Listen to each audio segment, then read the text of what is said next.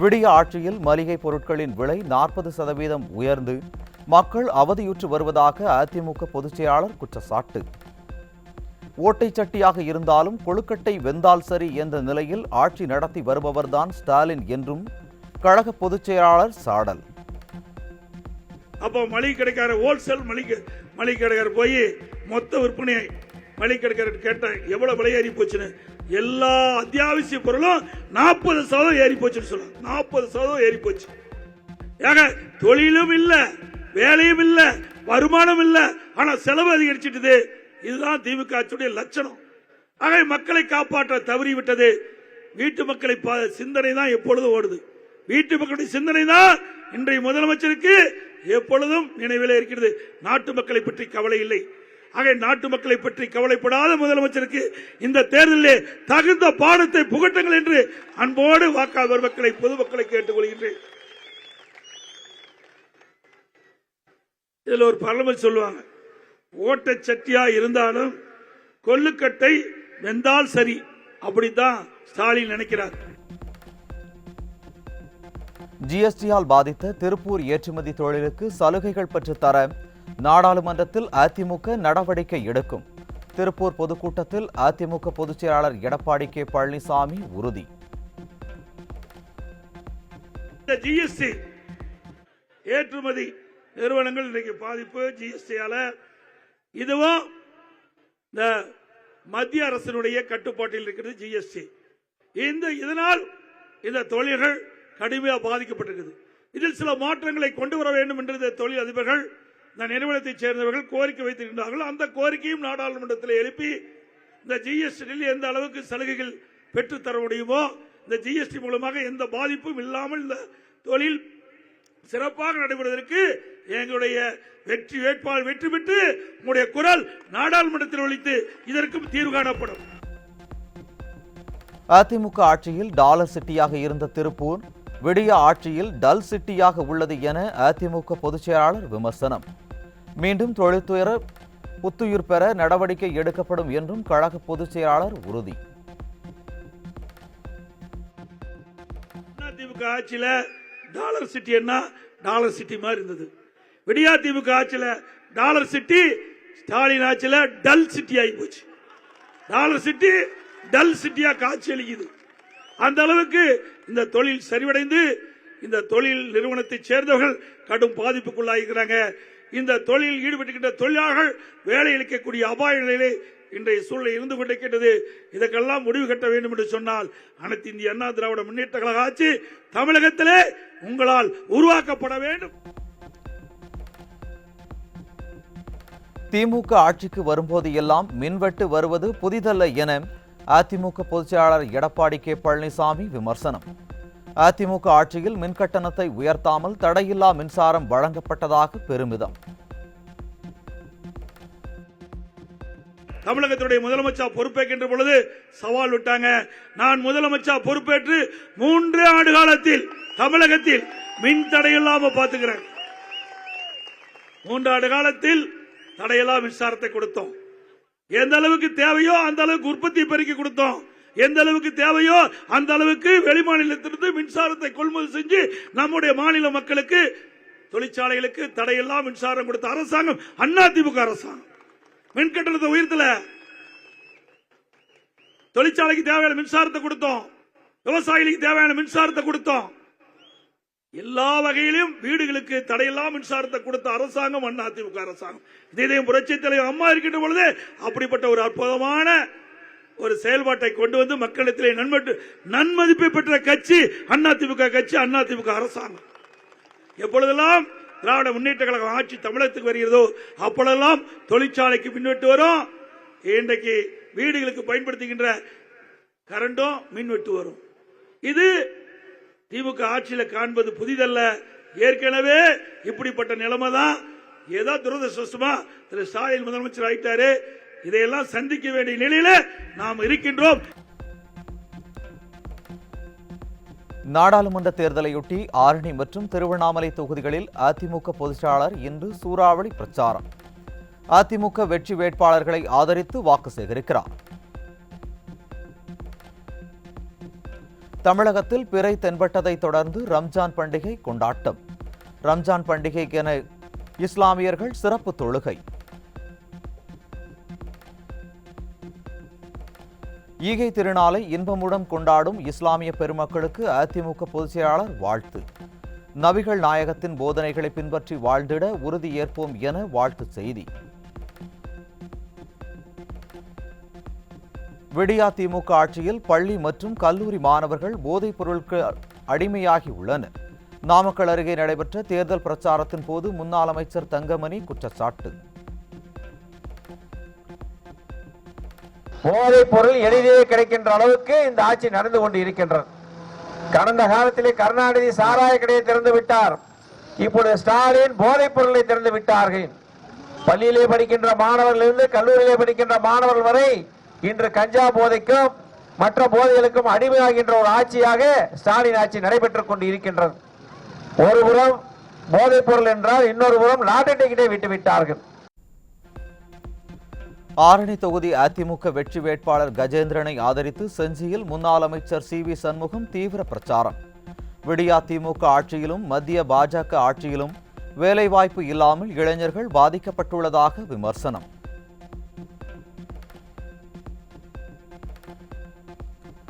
திமுகவினர் ஆட்சி அதிகாரம் பணபலம் ரவுடிகளை வைத்து கள்ள ஓட்டு போட பார்ப்பார்கள். தஞ்சை அடுத்த ஒரத்தநாட்டில் பிரச்சாரம் மேற்கொண்ட பிரேமலதா விஜயகாந்த் மக்களுக்கு எச்சரிக்கை.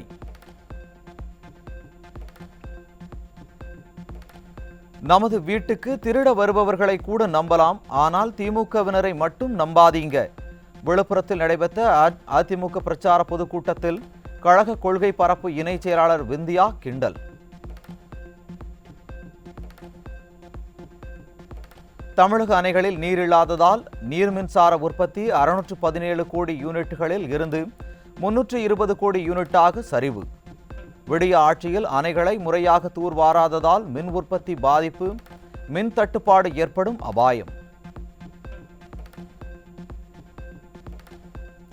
சென்னை அண்ணாநகர் அருகே கூவம் ஆற்றில் குப்பைகள் கொட்டப்படுவதை வேடிக்கை பார்க்கும் விடியா அரசு.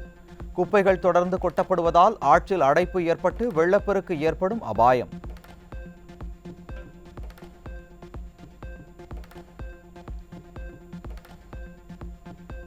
சென்னை மயிலாப்பூரில் காவலர் குடும்பத்தை கற்கள், கத்தி, கட்டையால் தாக்கிய கஞ்சா போதை கும்பல். விடிய ஆட்சியில் தாறுமாறாக புழங்கும் கஞ்சாவால் போலீசாருக்கே பாதுகாப்பில்லாத நிலை. தேர்தல் பத்திர ஊழலில் மேலும் ஒரு திடுக்கிடும் தகவல் வெளியாகி அதிர்ச்சி. 3 ஆண்டுகள் நிறைவடையாத 20 நிறுவனங்கள் சட்டத்தை மீறி 103 கோடி ரூபாய் நன்கொடை வழங்கியது கண்டுபிடிப்பு.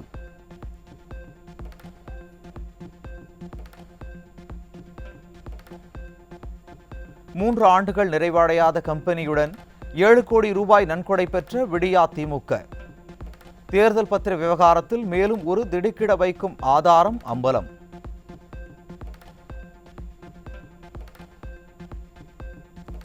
விடியா அரசு நிர்வாக திறமையின்மையால் ஆவின் பால் பண்ணைகளில் பால் தட்டுப்பாடு எதிரொலி. ரம்ஜான் பண்டிகைக்கு கூடுதல் பால் விநியோகம் செய்யப்படவில்லை என பால் முகவர்கள் குற்றச்சாட்டு.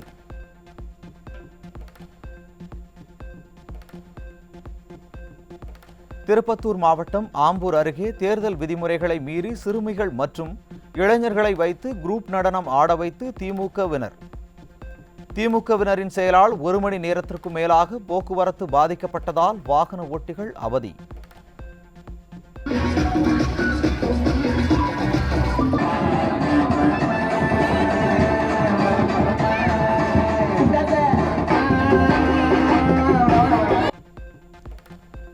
தேர்தல் பிரமாண பத்திரத்தில் 1500 கோடி ரூபாய் சொத்துக்கள் மற்றும் வழக்குகளை மறைத்த நயினார் நாகேந்திரன்.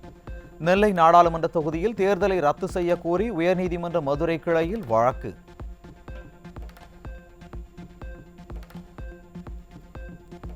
கடலூர் மாவட்டம் புவனகிரி அருகே திருமாவளவனின் தேர்தல் பிரச்சாரத்தின் போது விசிகவினர் மோதல். தடியடி நடத்தி போலீசார் கூட்டத்தை கலைத்ததால் பரபரப்பு.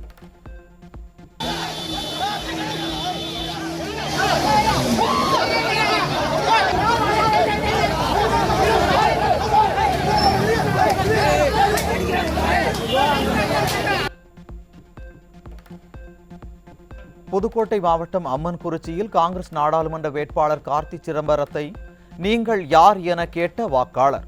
வாக்காளருக்கும் காங்கிரசாருக்கும் இடையே ஏற்பட்ட தள்ளுமுழுவால் பரபரப்பு.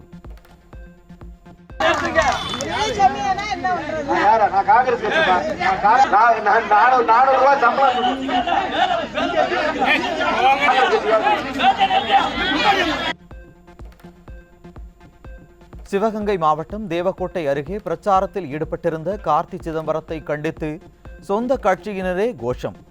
காங்கிரஸ் கட்சியினரின் உள்ளடி வேலைகளால் கார்த்தி சிதம்பரத்தின் தோல்வி உறுதியாகிவிட்டதாக ஆதரவாளர்கள் புலம்பல்.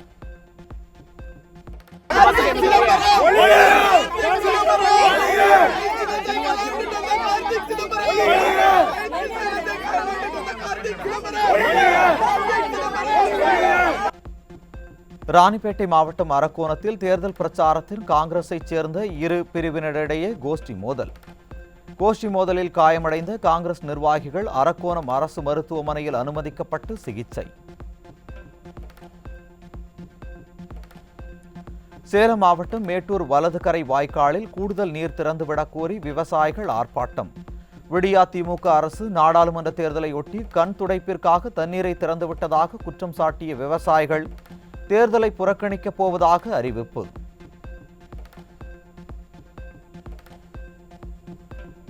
ஏகனாபுரம் கிராம மக்கள் தபால் வாக்குகளை செலுத்தாமல் தேர்தல் புறக்கணிப்பு. புதிய விமான நிலையம் அமைக்க எதிர்ப்பு தெரிவித்து 18 தபால் வாக்குகளையும் செலுத்தாத கிராம மக்கள்.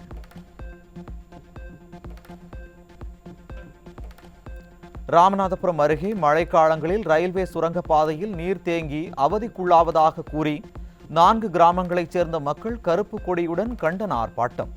மத்திய மாநில அரசுகளை கண்டித்து 4 கிராமங்களைச் சேர்ந்த மக்கள் நாடாளுமன்ற தேர்தலை புறக்கணிப்பதாக அறிவித்ததால் பரபரப்பு.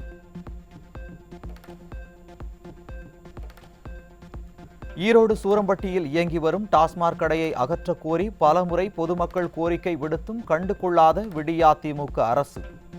டாஸ்மாக் கடையை அகற்ற வலியுறுத்தி நாடாளுமன்ற தேர்தலை புறக்கணிப்பதாக அறிவிப்பு பலகை வைத்ததால் பரபரப்பு.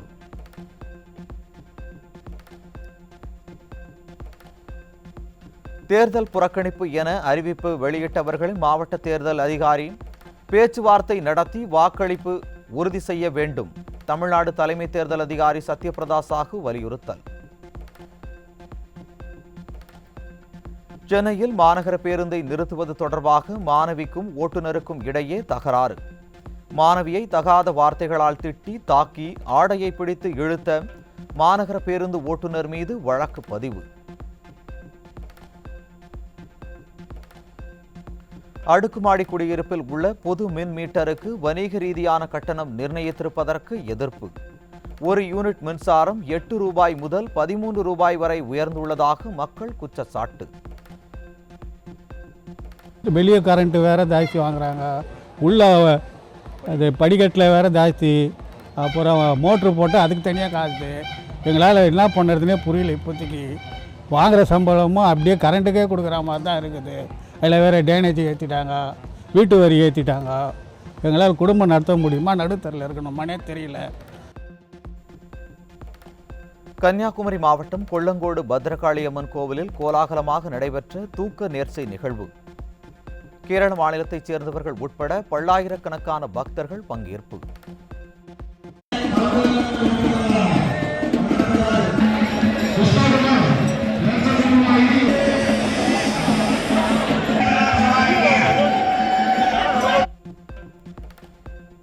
வடலூர் பெருவழியில் சர்வதேச வள்ளலார் மையம் கட்டுமான பணிக்கு பொதுமக்கள் கடும் எதிர்ப்பு. கட்டுமான பணியில் வேலை பார்க்கும் தொழிலாளர்கள் வெளியேற கோரி பார்வதிபுரம் பொதுமக்கள் போராட்டத்தை தொடர்ந்ததால் பரபரப்பு. வேண்டாம் வேண்டாம் பெருவெளியில் கட்டிடங்கள் வேண்டாம், வெளியேறு வெளியேறு, வள்ளலார் பெருவெளியை விட்டு வெளியேறு.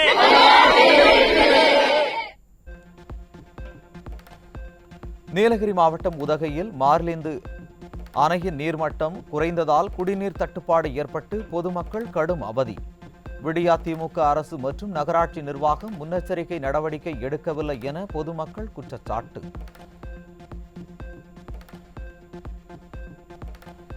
திருநெல்வேலி மாவட்டம் நரசிங்கநல்லூரில் திருநங்கைகளின் வீடுகள் அமைந்துள்ள பகுதிக்கு ஆட்சி அமைத்து 3 ஆண்டுகளாகியும் சாலை அமைத்து கொடுக்காத விடியா அரசு. சாலை வசதி கோரி மானூர் ஊராட்சி ஒன்றியத்தை திருநங்கைகள் முற்றுகையிட்டதால் பரபரப்பு.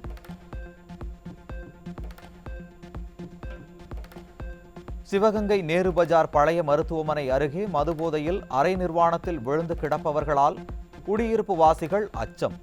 தனியார் மதுபான விடுதியை வேறு பகுதிக்கு மாற்றக் கோரியும் விடியா அரசு நடவடிக்கை எடுக்கவில்லை என பொதுமக்கள் குற்றச்சாட்டு. கிருஷ்ணகிரி அருகே பணி முடித்து தனியாக வீடு திரும்பிய பெண்ணிடம் செயின் பறிக்க முயன்ற கல்லூரி மாணவர் கைது. விடியா ஆட்சியில் மாணவர்கள் திசை மாறி செல்வதாக பொதுமக்கள் வேதனை.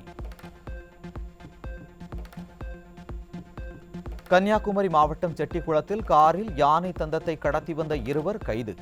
வனவிலங்குகளை வேட்டையாடி விற்பனை செய்வோரை விடியா அரசு கண்டுகொள்வதில்லை என பொதுமக்கள் குற்றச்சாட்டு. திருச்சி மாவட்டம் லால்குடி அருகே ஹோட்டலில் பாக்கி தொகையை 20 ரூபாயை கொடுக்காததால் தாக்கப்பட்ட கூலி தொழிலாளி சிகிச்சை பலனின்றி உயிரிழப்பு. தலைமறைவான ஹோட்டல் உரிமையாளர் மற்றும் அவரது மனைவிக்கு போலீசார் வலைவீச்சு. தமிழகத்தின் தினசரி மின் தேவை 20,000 மெகாவாட் அளவை தாண்டியது. இந்த வாரம் 20,500 மெகாவாட்டை எட்டும் என கூறப்படும் நிலையில் விடியா திமுக அரசு முன்கூட்டியே நடவடிக்கை எடுக்குமா என மக்கள் கேள்வி. IPL தொடரின் லீக் ஆட்டத்தில் கடைசி பந்தில் ராஜஸ்தானை வீழ்த்தி குஜராத் அணி திரில் வெற்றி. தொடர்ந்து 4 போட்டிகளில் வெற்றி பெற்ற ராஜஸ்தான் அணிக்கு முதல் தோல்வி.